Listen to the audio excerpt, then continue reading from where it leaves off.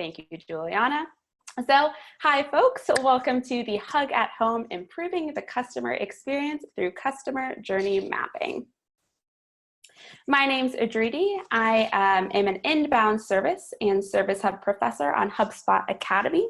For those of you who might not be as familiar with HubSpot Academy, it's a free online learning platform that has everything from setting up Service Hub, marketing and Sales Hub, to courses on social media, business writing. We also have a lesson on diversity and inclusion. So check it out. Maybe when you're taking a break from all of those fabulous shows, now might be the perfect time. So clearly I can talk forever about HubSpot Academy, but also Service Hub, customer journey mapping, Chinese food, and Porter Airlines. So I was so excited. This hug was originally intended to be in Toronto. So I was so excited to go to Toronto to, of course, meet you all, meet Julia, meet David, and fly Porter. I love Porter Airlines. So I was a little disappointed that I'm not in Toronto, but we're gonna make do with the situation. And I even figured out how we can talk about Porter Airlines within this presentation. So still a win-win. But first, let's talk about the intention of today. One, we're gonna build empathy for our customers by using a customer journey map. And two, we're gonna improve the customer experience using HubSpot and Service Hub. Quick caveat about this second point. So I, of course, know HubSpot and Service Hub the best, but by no means are these the only tools that you can use to accomplish some of the things that we are talking about. I'll touch more upon that a little later, but just know if you don't have Service Hub, it's not the end of the world for this presentation. Agenda for today. We're gonna, big surprise, talk about customer journey mapping. First, why is customer journey mapping important? We'll then talk about how to do customer journey mapping. So what are those steps that we need to take to make that really great customer journey map? We'll look through examples of customer journey maps from various industries. So we'll get into an activity. This, of course, in Toronto is supposed to be a workshop. We tried to adapt as best we could. We still got an activity in there just to make it as hands-on as possible. And then we're going to switch gears a little bit and talk about how HubSpot can help you alleviate some of those points of friction you might find in your customer journey map. We'll have 2 spots for questions right after the activity and then at the end. I have a couple of colleagues on the call with me, Juliana and Kristen. They'll be helping me out with fielding some questions. They're very lovely. They might be a little bored at home, so if you also just want to say hi to them, I'm sure they'd love to talk to you too. All right, but back to Porter Airlines. So if it wasn't clear, I love Porter Airlines. I have to say that I have only flown with them a few times, but I think they are just such a great airline. And I know that's a really weird thing to say. Like, airlines is kind of a weird thing to be passionate about just because the airline industry is riddled with friction. In fact, in the Zoom chat poll, this is our first poll that we're gonna do. I am going to launch it. And we're gonna say, what is the most frustrating thing about flying? All right. Uncomfortable seats seems to be winning. For me, one of the most frustrating things is just how expensive it is. And I think this tweet sums it up pretty well. As a side note, I did a dry run for this presentation with my team just a few days ago.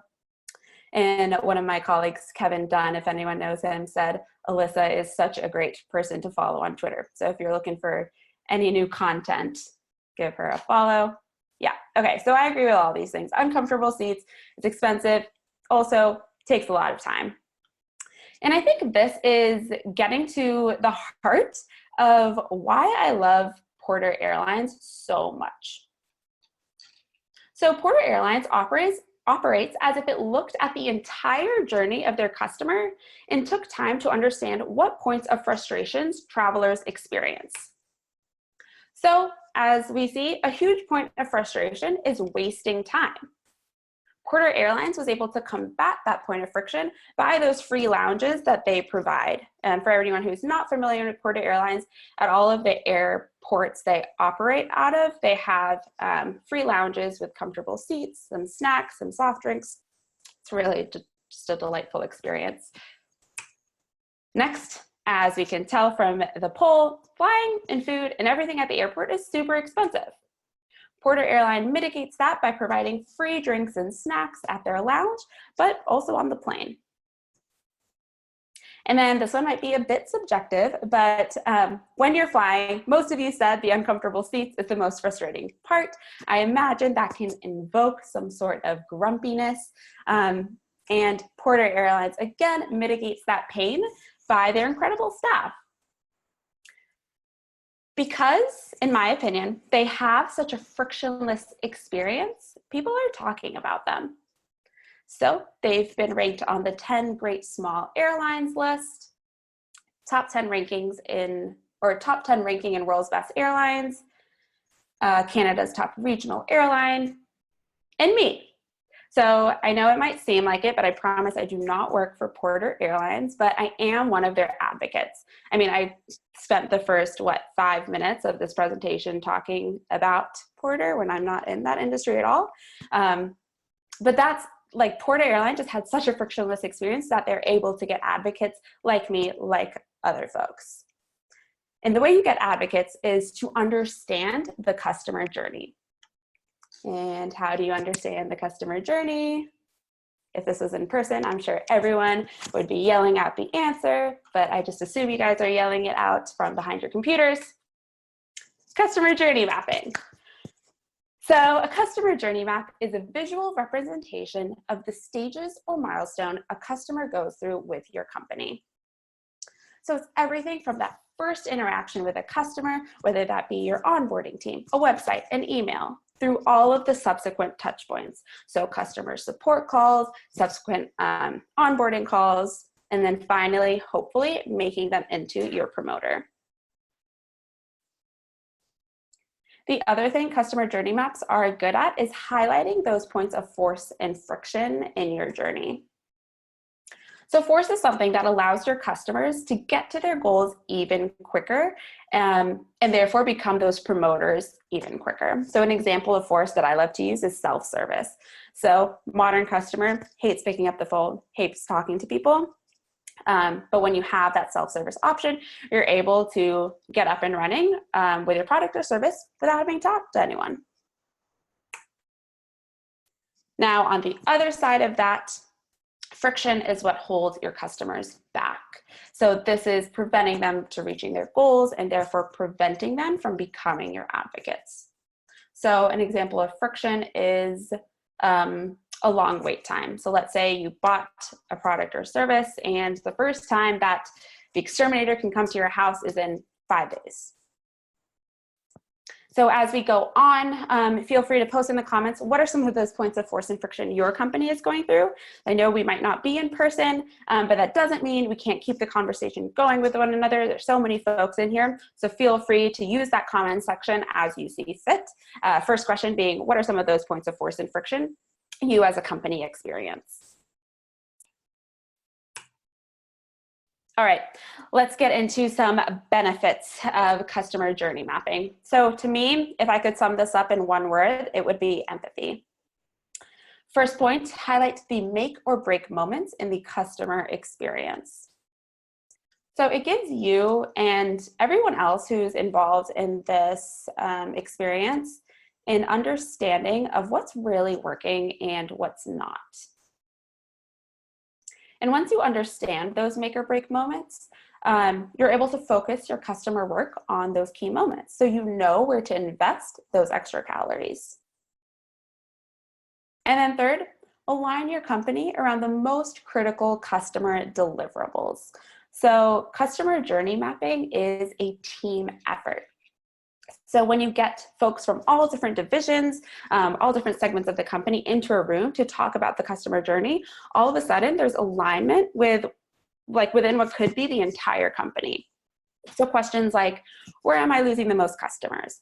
What are the most important places I need to invest more resources? These are group conversations and foster that collaborative and diverse thinking.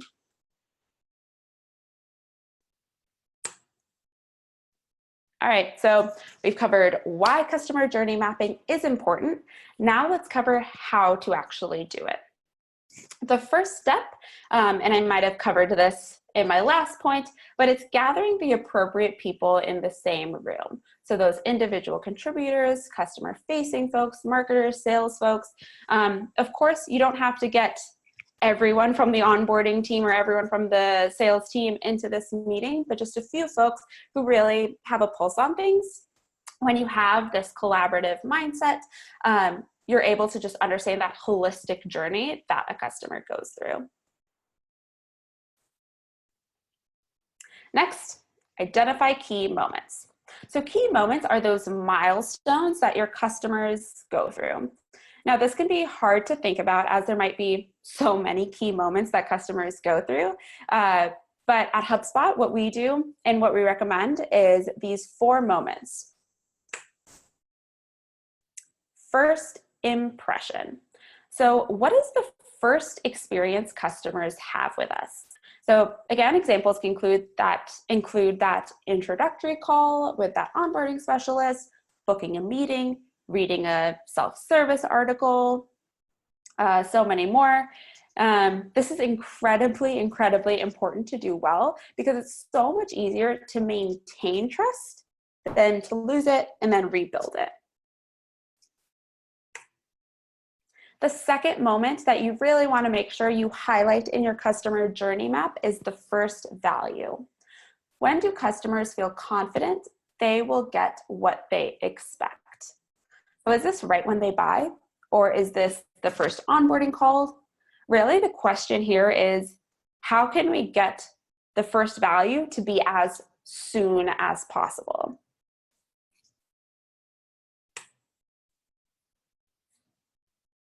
Next, we have intended value. When do customers feel confident they got what they expected from us? So if this is a repair company, is this after the repair person leaves? Or is this when you realize your fridge stays at the same temperature that you expect it to?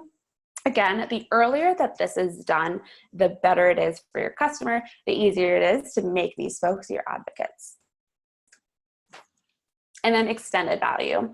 This, I think, we should pay close attention to because most folks, I think this is kind of one that flies under the radar a lot. So when do customers feel like they've gotten more than they've bargained for? Essentially, when do customers turn into our advocates? When have we delighted them beyond measure? When are they going to go and tell their friends about this experience? So these 4 questions are incredibly important in the customer journey map. If these key moments are delayed, it's harder to build that trust, it's harder to gain advocates. But I also want to stress that these are just 4 moments. By no means are these the only 4 moments that you should include in the map, especially because I know people's customers' experience go through very different, like it's just very different across the board. But I do think that this is a great place to start thinking about these 4 moments before we dive in a little deeper.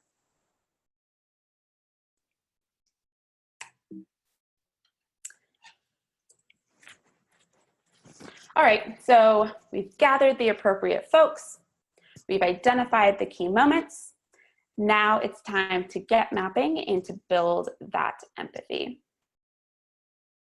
So in your customer journey map, you'll map 2 things: what the customer does and what the customer feels. So here's an example. The customer books the first onboarding call.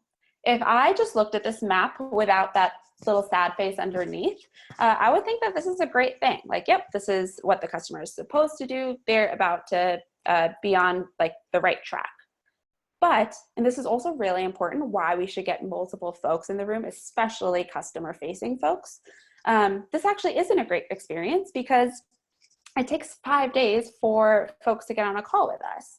So on one hand, we think they're doing something really great, but then when we look at the feeling aspect of it, it's actually a big point of friction. So by mapping out what you feel, you get into the mindset a little more, And you can peel back layers and actually get to that deeper meaning.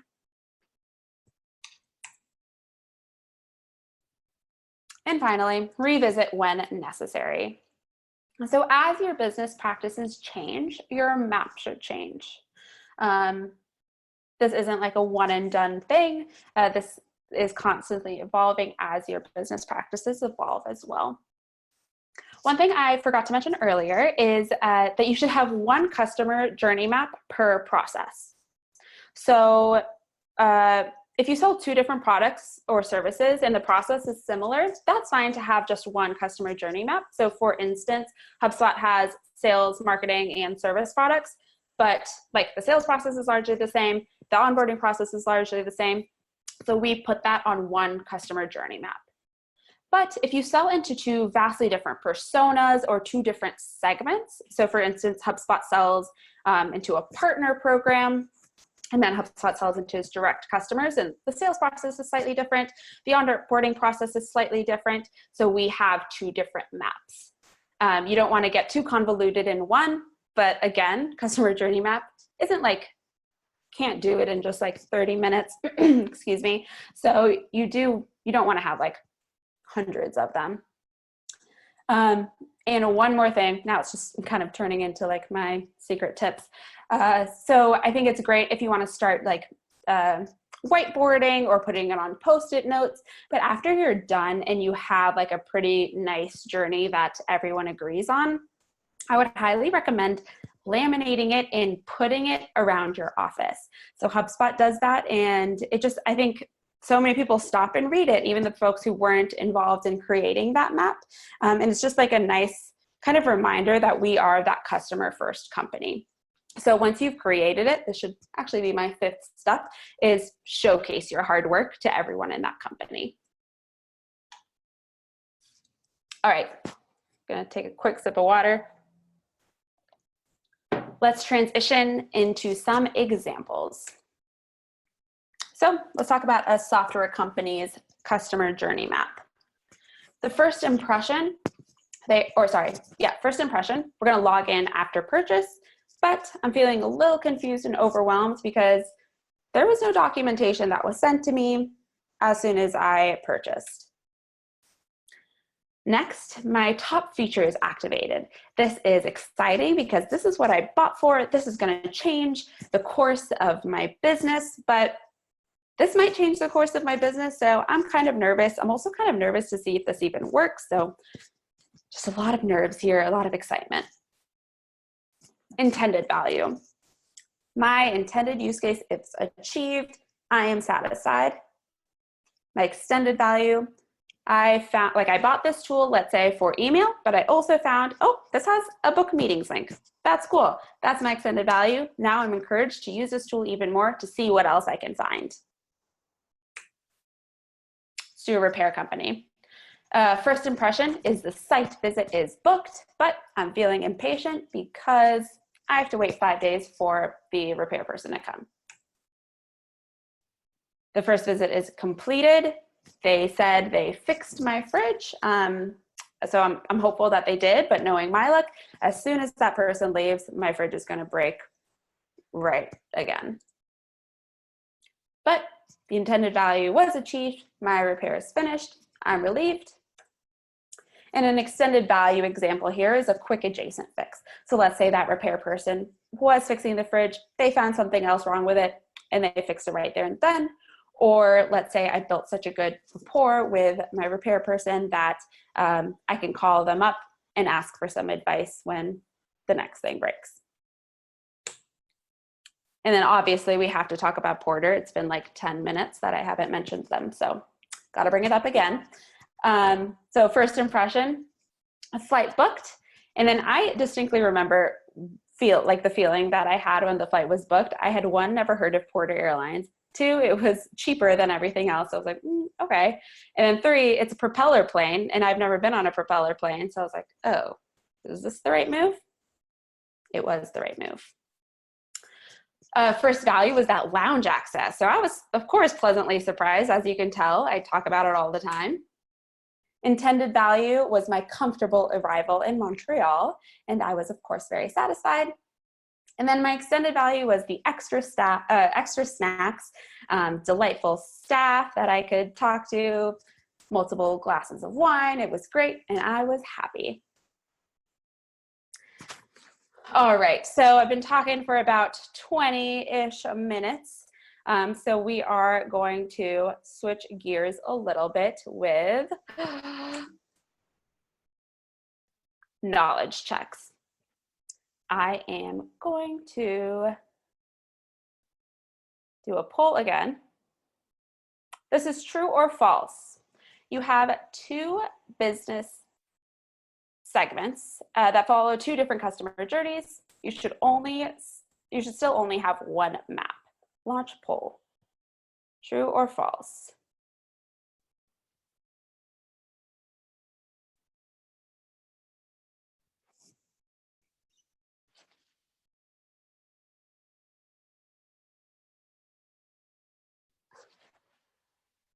All right, is anyone cheating? Or is this question just a little easy? Just kidding. Okay, most of you guys are right. False. So as I mentioned earlier, if you have two different business segments that follow two different customer journey maps, two different customer journeys have two different customer journey maps. Let's go to the next one. Fill in the blank. First impression, first value, intended value, and launch.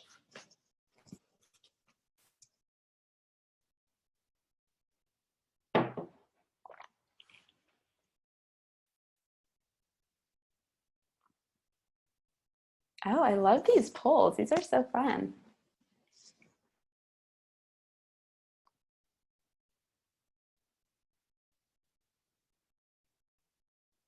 All right. So there's a bit of a, we have some between extended value and an extended impression. It is indeed extended value. I'll actually share those results. Oh, that's cool. Okay. And then my last question is another true or false. Customer journey maps should be written from the perspective of the company. Launch poll. Oh, I'm kind of sad this is my last poll. These are so nice.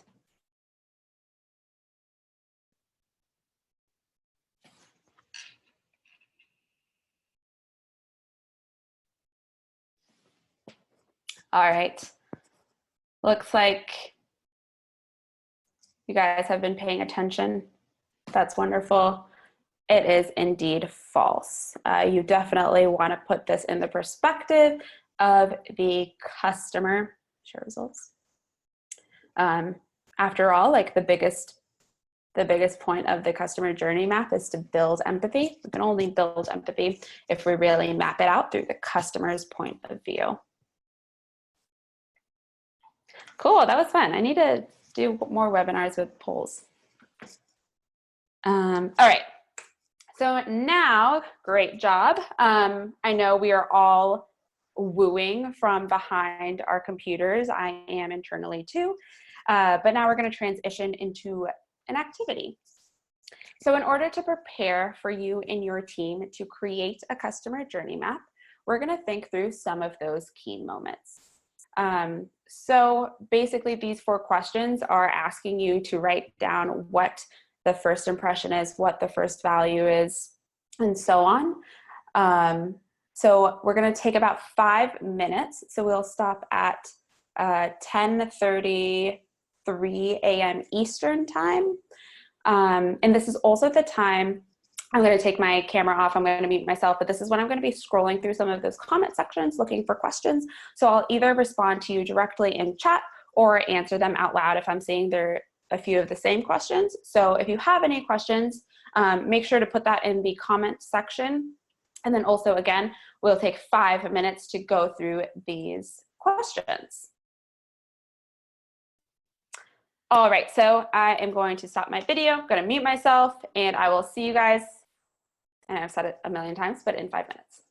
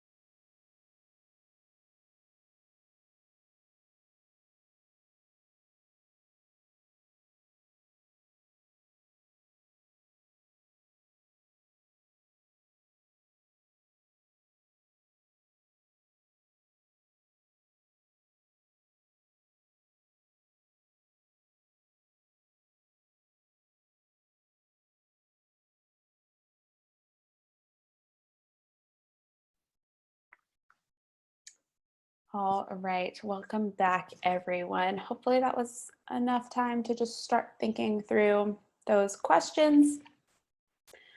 I have a couple questions that were asked that I want to address.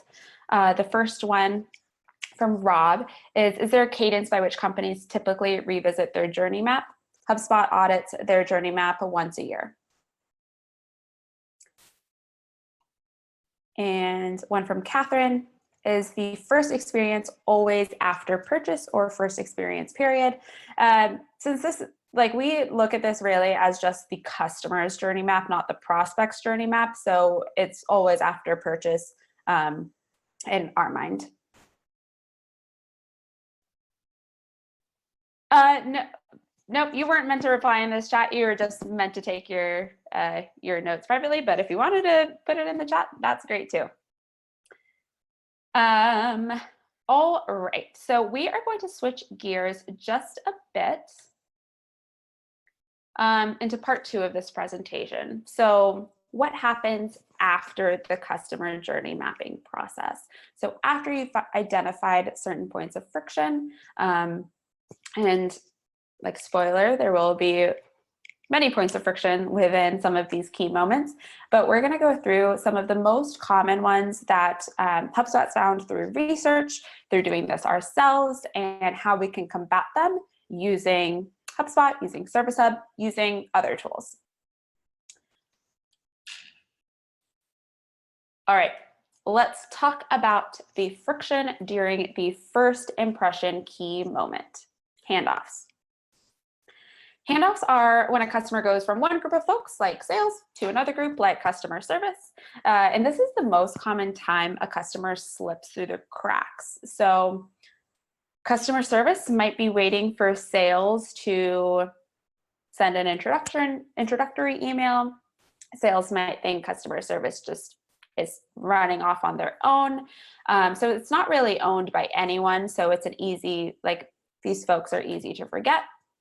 And this is also a common time where customers feel annoyed since many of them have to repeat themselves. So I used to work in our customer success team as an onboarding specialist for our sales tools.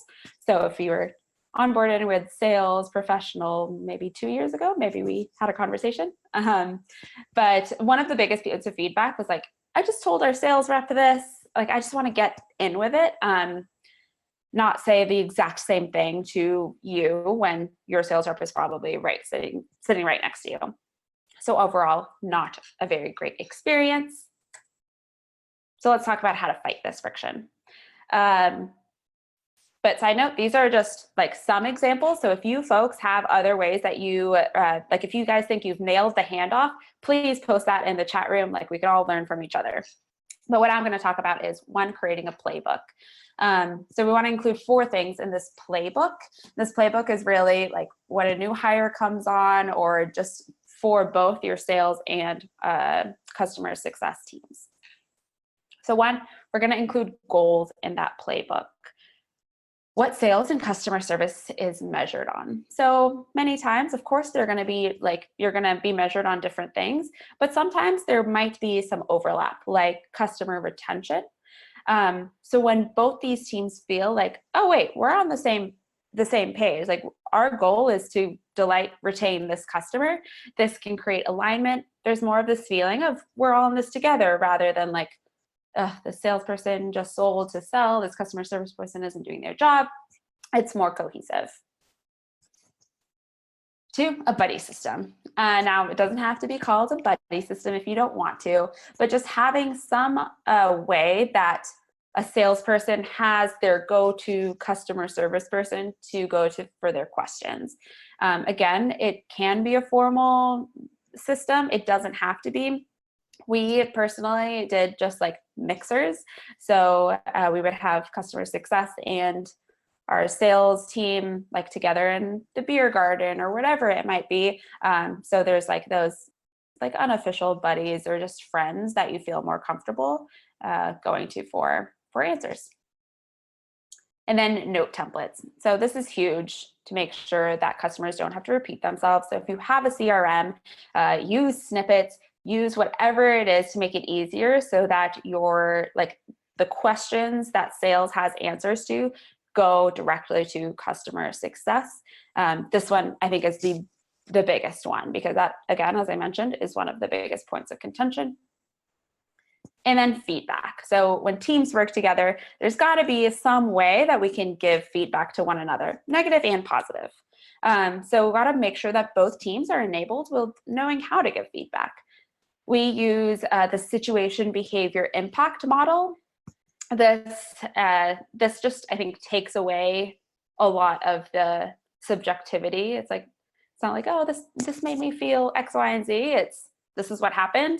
And the impact is that the customer retained or the customer didn't retain, whatever it is. It's just like here are the facts. If you guys have other methods of giving feedback, also, I would love to hear that. So put that in the comment section too. Now let's talk about workflows to make this process easier. Again, I'm going to be talking about how we can do it in HubSpot, but of course, there are other tools that maybe I'm not as familiar with that you can use to do this as well. So this first one is a customer service rep gets a notification every time they get a new account for onboarding. This will only work if your sales team is using deals and your service team is using a ticket onboarding pipeline. This also will be sent out and put on the community. So if you want to reference this again, you don't have to take screenshots or take notes, you'll have it. So deal stage is closed, and then we're going to rotate the ticket between these folks. And of course, when a ticket is assigned, they'll get a notification. Next workflow I recommend is the sales rep gets a notification when customer is done onboarding. So if the ticket status is finished onboarding, then the deal owner is going to get an email. So this is great for cross-sell and upsell opportunities, but this is also just a moment for delight. So it's like someone is just checking in on you to make sure that everything is going smoothly, even if there isn't any cross-sell or upsell opportunities there.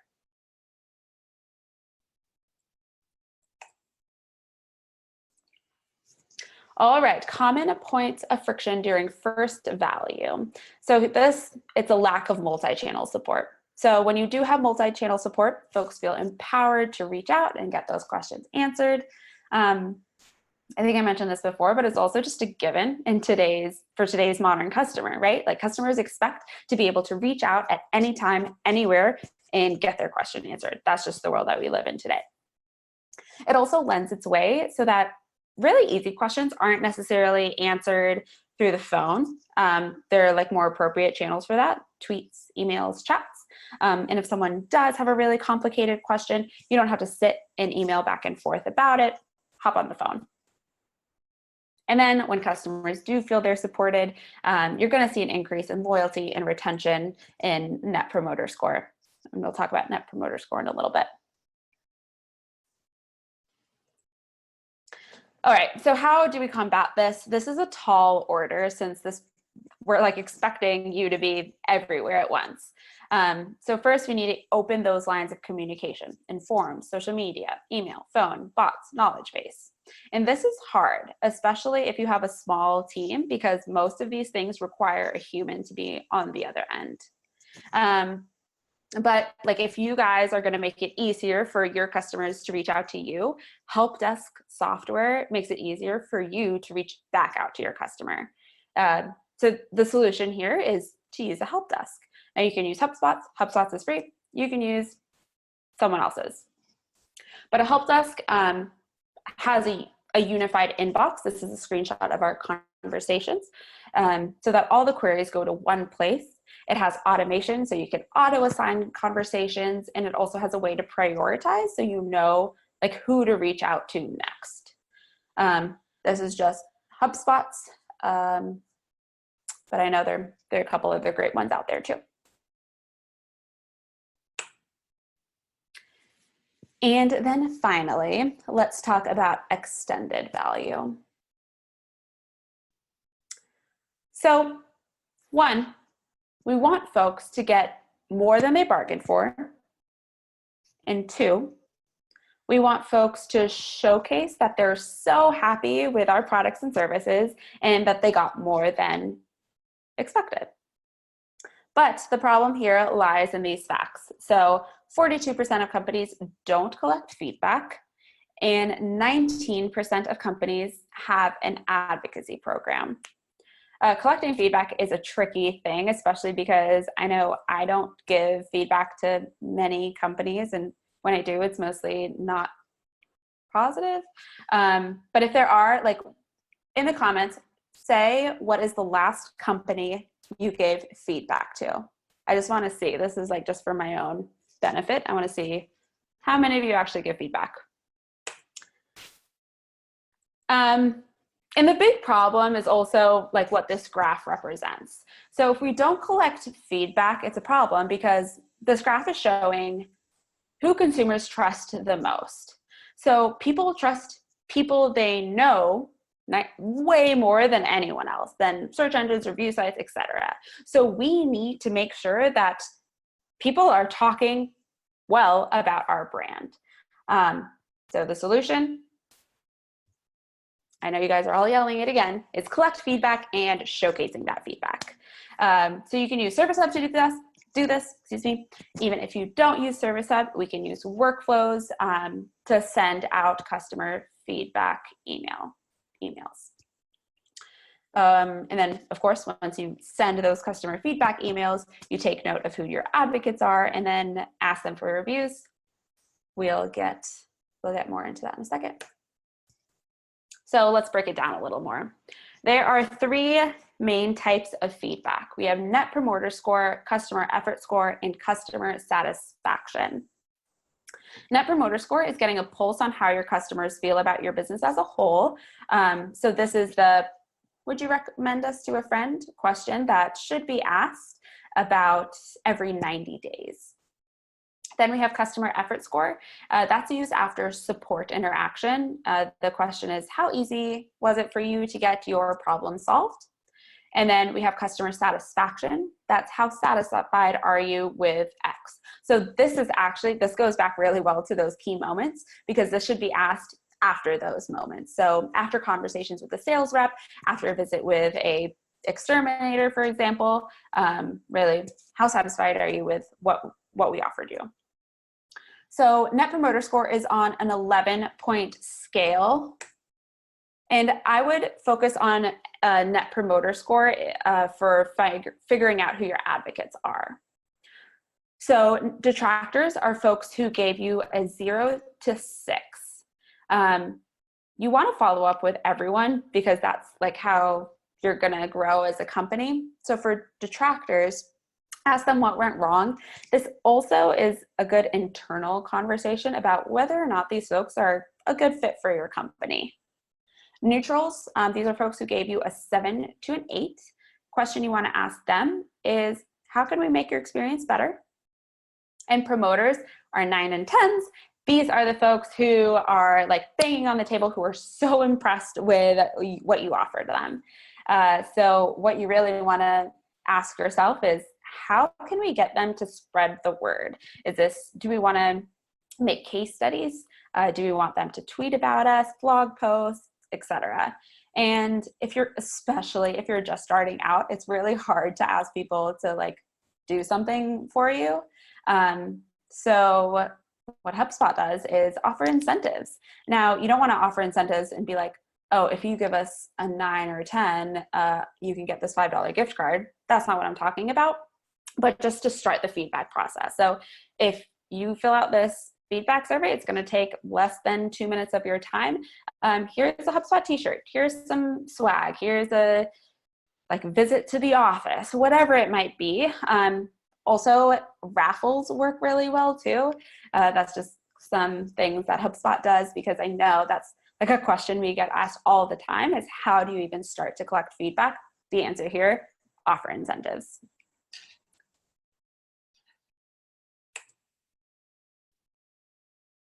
And then we got to showcase that advocacy work.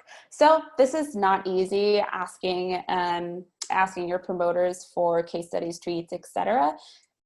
But as we've seen from those graphs, it does add a ton for your potential customers. So you want to make sure your sales reps, your marketers, your customer service agents, all of them know that these blog posts, this program exists.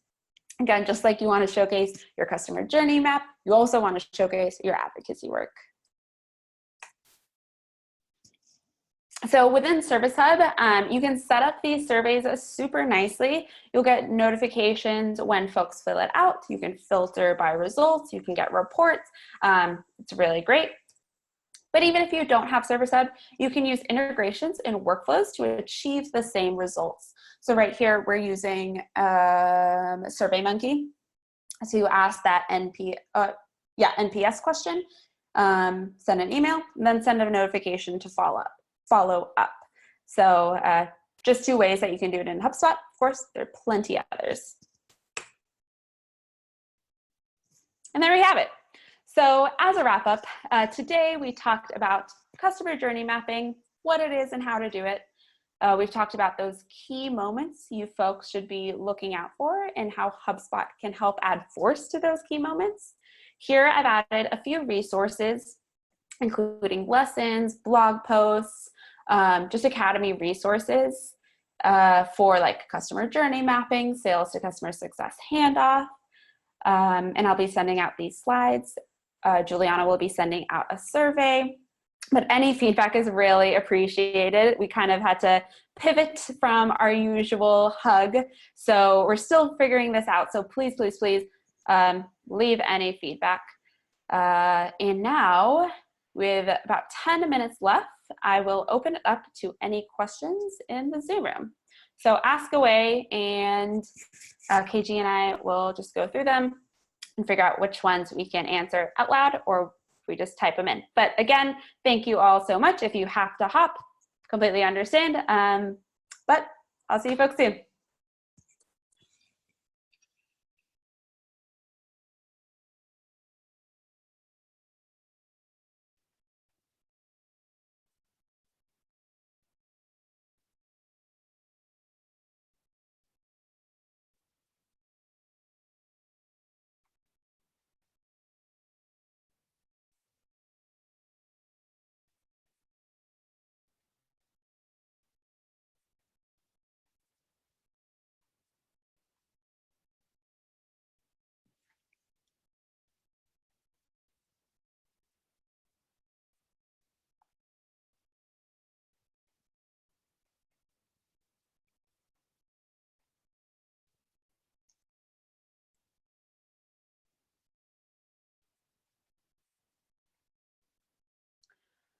So there was a question if there's a tool that you recommend for the visual representation of the customer journey map.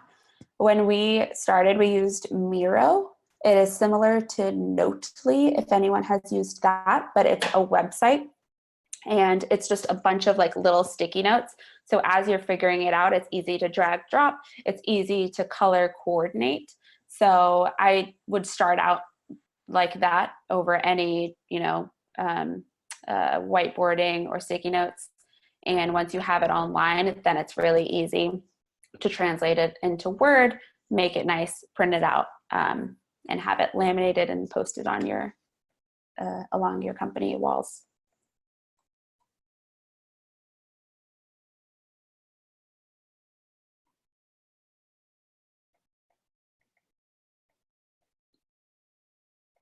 So Michael asked if there are other training sessions on other aspects of HubSpot, for example, managing the stages of customer onboarding. We are in the process of really building out our customer service lessons. So that's a great example. We're thinking of doing one that's like how to do customer service, where we talk through like the intake process, all of that. But Michael, if you or any other folks have suggestions for what you would like to see, either in blog post, lesson format, please let us know, and that's our top priority.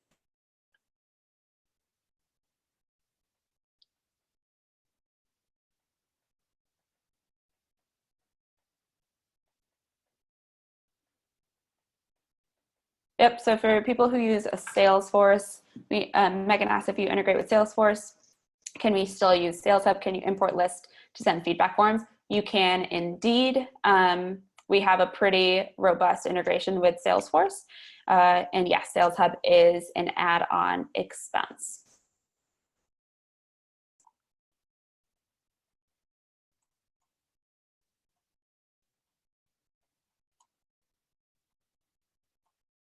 Yes, it is. It's M-I-R-O, Miro.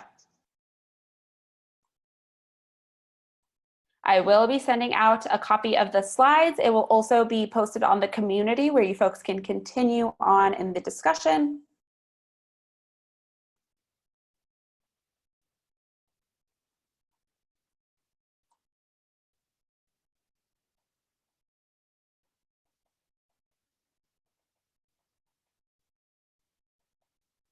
How is a customer journey map beneficial for an online lead?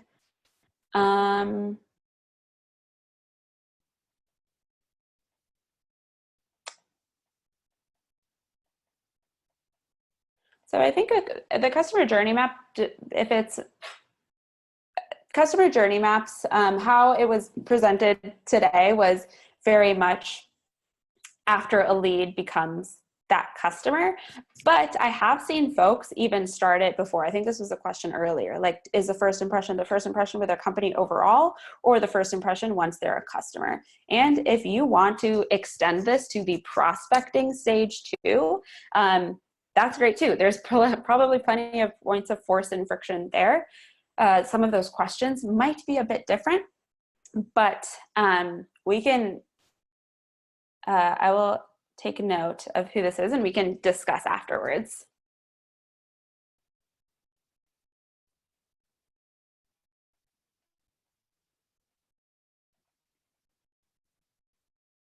All right, folks. Well, I had a wonderful time. Thank you so much. If you have any questions at all, if you want to connect, please reach out to me on LinkedIn. You can tweet at me or at HubSpot Academy. This has been so much fun. I hope you guys had just as great of a time, and I will see you folks, or hopefully see you folks soon. Talk to you soon. Bye, everyone. Thank you all.